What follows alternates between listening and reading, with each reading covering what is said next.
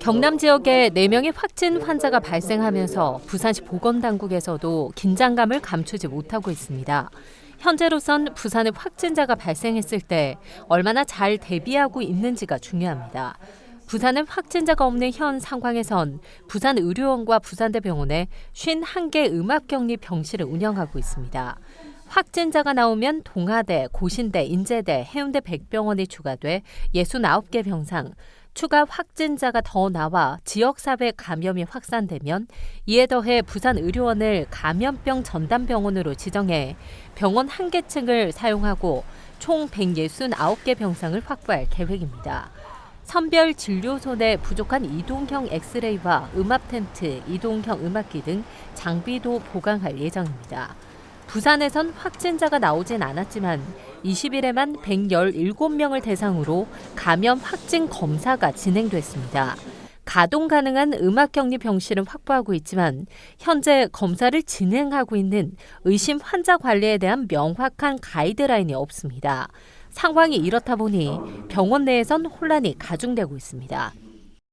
경산에서 환자가 폐렴 의심 환자를 그냥 무조건 토소를 해버렸었어요. 그래갖고 우리 병원에 들어오는 바람에 어쩔 수 없이 문 닫을 수밖에는 없었습니다.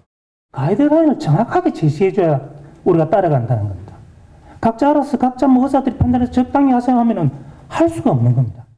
보내고 이송하고 역할을 어떻게 나눌 건가 하는 거는 저희는 좀 우리 병원장님들하고 이런 부분들에 대해서는 의견을 맞추고 하는 건 굉장히 필요하다라는 생각이 듭니다. 그래서 의심 환자가 병원에 들어오게 되면 병원을 폐쇄할 수밖에 없어 일반 응급 환자에 대한 의료 공백도 우려됩니다. 공공병원이라서 이런 거를 이제 해결을 해야 되는 부분도 있지만 또 상급종합병원으로서 이제 부산시에 있는 여러 가지 중증, 치료하기 힘든 거 이런 것도 결국은 이제 부산대학교 병원에서 해결을 해야 되는데.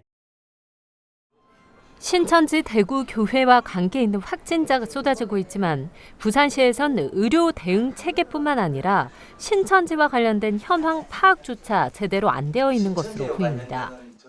협조를 구해야 됩니다. 그쪽 자체에 임의적으로 그 교회 교인들 명단이나 이런 거를 저희들이 강제적으로 어디서 알아줄 방법은 없습니다. 부산도 확산되지 않을 거라는 장담을 할 수 없는 상황에서 시민들의 불안감은 커져가고 있습니다. 헬로티비 뉴스 차선영.